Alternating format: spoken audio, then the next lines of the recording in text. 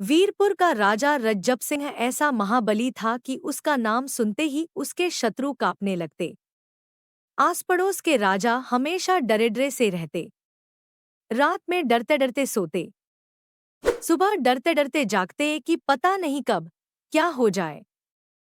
जाने कब रज्जब सिंह अपनी विशाल सेना के साथ आ जाए और उनका सब कुछ छीनकर उन्हें कारागार में डाल दे और पल भर में राजा से रंग बना दे। रज्जब सिंह को अपनी ताकत का पता था, इसलिए उसकी निगाहें ऊपर ऊपर की ओर रहती, मानो धरती नहीं, वे हर वक्त आसमान को देखती रहती हैं। अपनी हर विजय के साथ अड़ोस पड़ोस के एक और राजा को उजाड़कर रज्जब सिंह सोचता, शायद आसमान में तारों के बीच मेरी एक और जयगाथा लिखी गई है। और जवाब में जब तारे झिलमिल झिलमिल करके हंसते नजर आते तो रज्जब सिंह सोचता, ओह, तारे भी मेरी जीत से कितने खुश हैं, मगर उस जीत की कितनी कीमत उसके देश की प्रजा को चुकानी पड़ती है, इसकी ओर उसका बिल्कुल ध्यान नहीं था। और न इस ओर कि जिस राज्य को वह जीतता है उसकी प्रजा की कराहों में कितना दुख, कितनी तकलीफ छिपी होती है, कितना खूब खराबा, कितना रक्तपात होता है, तब कहीं यह जीत हासिल होती है। एक दिन लंबा तिलक लगाए एक ज्योतिषी राजदरबार में आया। राजा की युद्ध जीतने की सनक का उसे पता था, इसलिए आते ही उसने राजदरबार में कहा, महाराज, आपकी गिनती इस धरती के महान राजाधिराजों में होगी। आप पूरे 33 युद्ध जीतेंगे। ज्योतिषी तो अपनी बात कहकर स्वर्ण मुद्राओं से भरी 33 थैलियां लेकर चला गया। पर राजा रज्जब सिंह के मन में युद्ध का नशा और भर गया। अब तो राजा बात बात पर युद्ध छेड़ देता, हमेशा इससे या उससे युद्ध की फिराक में रहता, और कुछ नहीं तो जबरदस्ती युद्ध का बहाना गढ़ देता। रात दिन के इस युद्ध से सैनिक तो परेशान थे ही, प्रजा अलग परेशान थी। पर राजा पर कोई असर नहीं पड़ रहा था। उसे लगता, हर नए युद्ध के साथ उसकी पगड़ी में एक नया मोर पंख लग जाता, और बस 24 घंटे या तो वह युद्ध लड़ता या फिर युद्ध के इंतजार में रहता।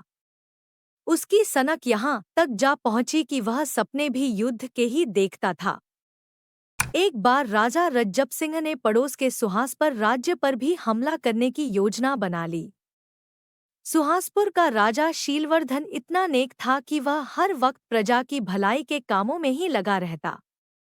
सुहासपुर की प्रजा भी राजा शीलवर्धन का गुणगान करते न थकती थी।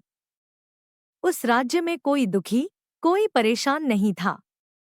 सभी खुश थे, मन से संतुष्ट से और एक दूसरे की मदद करते थे।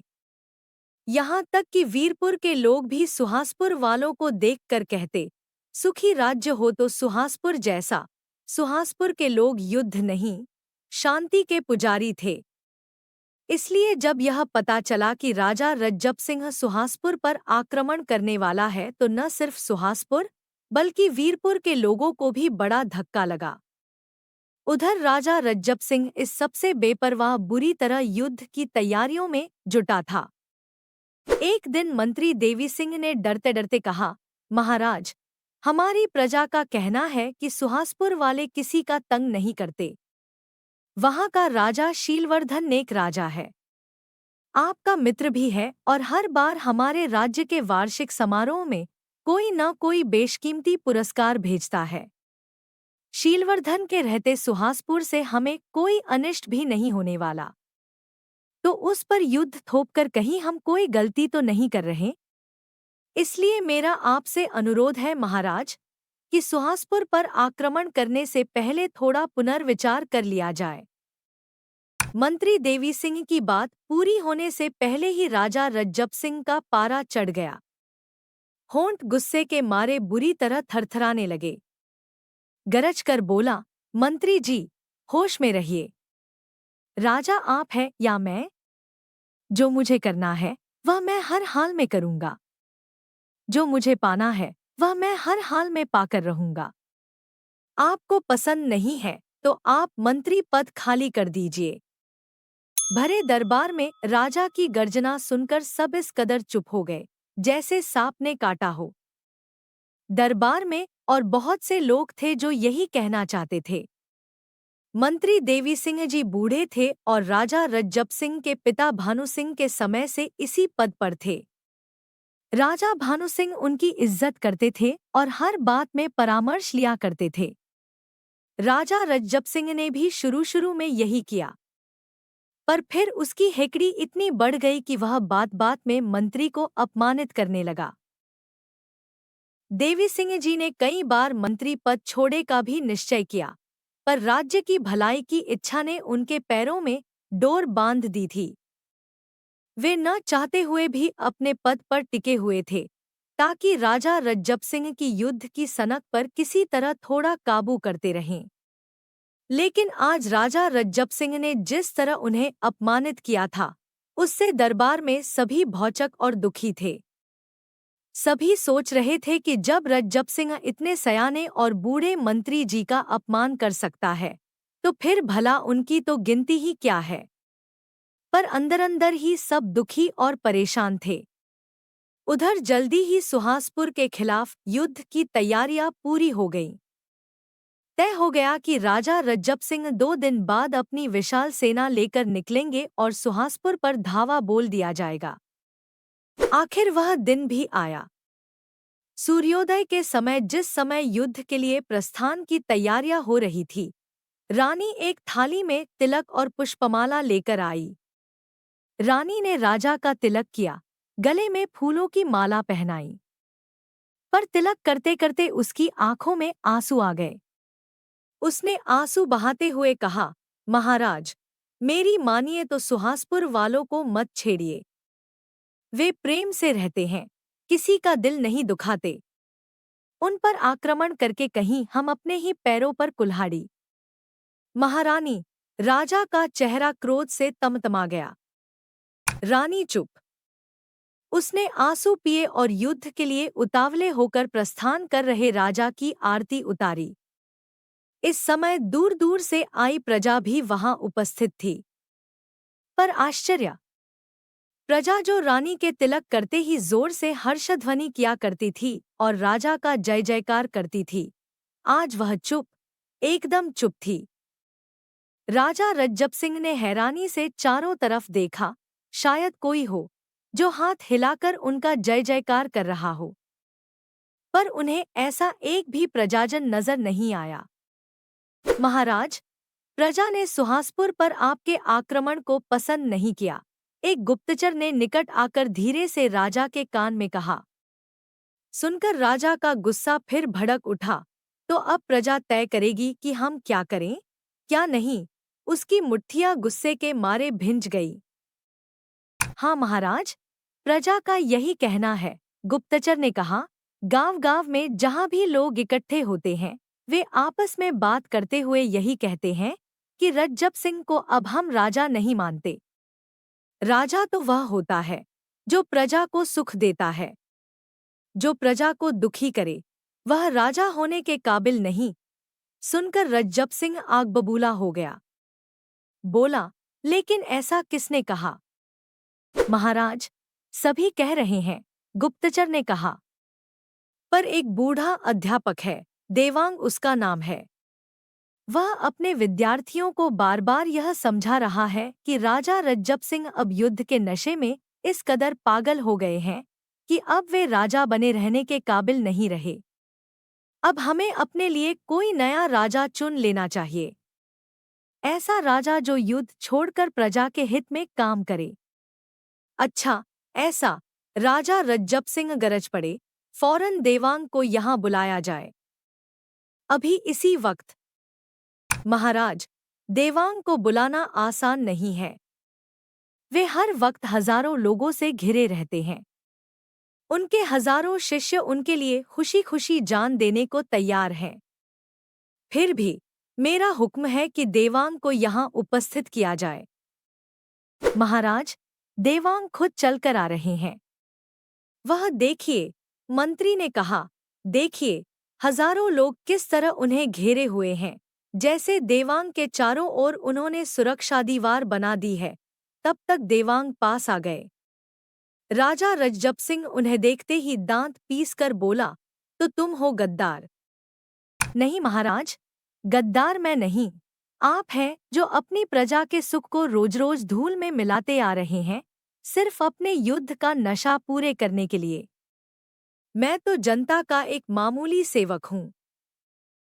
प्रजा के मन की बात आप तक पहुँचाने आया हूँ कि आप यह युद्ध टाल दीजिए और प्रण कीजिए, आगे से आप कोई युद्ध नहीं करेंगे जब तक कि कोई वीरपुर पर आक्रमण न करे।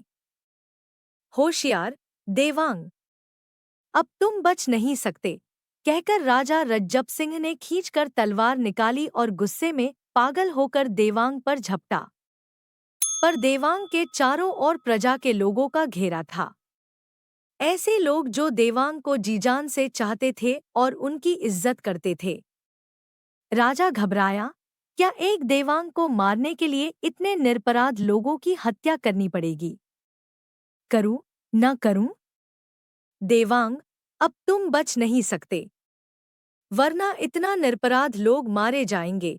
राजा रज्जब सिंह चीखा।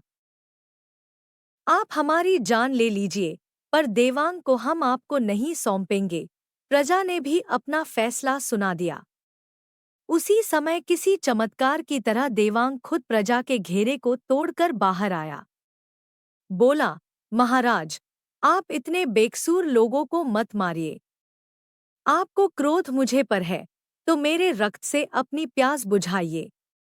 मैं मरने से नहीं डरता, पर मरते समय मुझे सुख होगा कि मैं युद्धोन्मादी राजा को यह बता पाया कि प्रजा युद्ध नहीं, शांति चाहती है। प्रेम से रहने वाले सुखी राज्य सुहासपुर पर आक्रमण धर्म नहीं, पाप है, अन्याय है। अभी देवांग अपनी पूरा बात कह भी नहीं पाया कि राजा की तलवार उठी और अगले ही पहले देवांग का सिर कटकर जमीन पर आ गिरा। उसके रक्त के छींटे चारों ओर बिखर गए। देखकर प्रजा की आंखों में खून उतर आया। सभी एक साथ चीखे, यह खूनी राजा है, पापी, हत्यारा है। यह हमारा राजा होने लायक नहीं है। इसे मारो। कहते कहते प्रजा ने आगे बढ़कर राजा को पकड़ लिया और कहा, राजन आप गिरफ्तार हैं। अब हम अपना नया राजा चुनेंगे। प्रजा ही नहीं, सैनिक भी राजा रज्जब सिंह से इस युद्धोन्माद से तंग आ चुके थे। लिहाजा प्रजा ने जब राजा को पकड़कर घेरे में ले लिया, तो सैनिक भी प्रजा के साथ आ खड़े हुए। बोले, हाँ, हमें नया राजा चुनना चाहिए। प्रजा ने वहीं देवांग के शिष्य अरुणेश को अपना राजा चुन लिया। अरुणेश अभी युवा ही था, पर देवांग ने उसे साहित्य, कला, राजनीति और समाजशास्त्र की गहरी शिक्षा दी थी।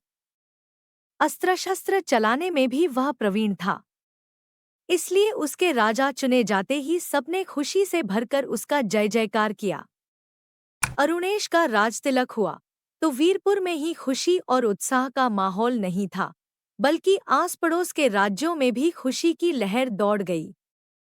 सुहासपुर समेत आसपास के सभी राज्यों ने अपने दूत और प्रतिनिधियों को भेजकर राजा अरुणेश के लिए उपहार भेजे और उसे अपनी मित्रता का भरोसा दिलाया। राजा अरुणेश ने सभी पराधीन राजाओं को उनका राज्य वापस कर दिया।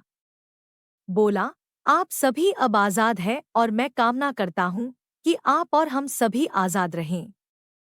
कोई किसी को दबाए नहीं, सताए नहीं। सब मित्रता पूर्वक एक दूसरे को आगे बढ़ाने में मदद करें। इस पर राजा अरुणेश का यश चारों ओर फैल गया। वह प्रजा की भलाई के कामों में इस कदर लगा रहता कि प्रजा उस पर जान छिड़कती थी। यहाँ तक कि अरुणेश कभी कभी कारागार में जाकर राजा रज्जब सिंह से भी मिलता। पूछता, आपको कोई कष्ट तो नहीं है? आप मेरे पूर्ववर्ती राजा हैं। आपकी सुविधा में कोई कसर हो या आपको कोई कष्ट हो तो मुझे अच्छा नहीं लगेगा। सुनकर रज्जब सिंह की आंखों में आंसू आ जाते। फफक कर रोते हुए कहता, मैं ठीक हूँ, पर जो अपराध मैंने किए उनसे मेरा मन हर क्षण जलता रहता है। यह सजा तो मुझे भुगतनी ही होगी। मैंने अनगिनत युद्ध किए, हजारों हत्याएं की, पर देवांग का वध करने का दंश एक क्षण के लिए भी मेरे मन से नहीं जाता। रात दिन उनका मुस्कुराता हुआ प्यारा चेहरा मेरी आंखों के आगे रहता है। मैंने अपने सारे जीवन में ऐसा कोई महापुरुष नहीं देखा जिसमें इतनी निर्भयता हो कि तलवार के आगे भी वह कांपा नहीं और खुशी खुशी दूसरों के लिए अपना बलिदान कर दिया। हाँ महाराज, वे तो सिपाही थे, शांति के सिपाही। अहंकारी राजा रज्जब सिंह के युद्ध का नशा उतारने के लिए बलिदान जरूरी है अरुणेश, यह वे बार बार कहा करते थे। उन्होंने अपनी मृत्यु से पहले ही कह दिया था कि अब मेरा बलिदान का समय आ गया है अरुणेश।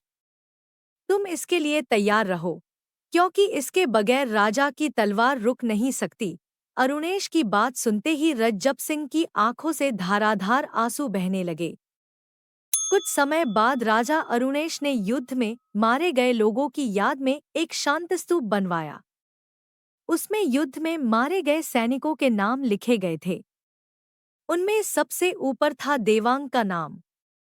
स्तूप पर लिखा था, यह स्तूप शांति के सिपाही देवांग की याद में बनवाया गया है, जिन्होंने अपना बलिदान देकर हजारों लोगों को युद्ध की आंच में झुलसने से बचाया। रज्जब सिंह का मन जब जब परेशान होता तो वह इसी शांत स्तूप पर आकर एक कोने में बैठ जाता। तब उसे लगता उसके उदास मन को कुछ शांति मिल रही है। कुछ समय बाद उसने राजा अरुणेश से इजाजत ले ली और अपना पूरा समय इसी शांत स्तूप के निकट एक कुटिया में रहते हुए बिताया।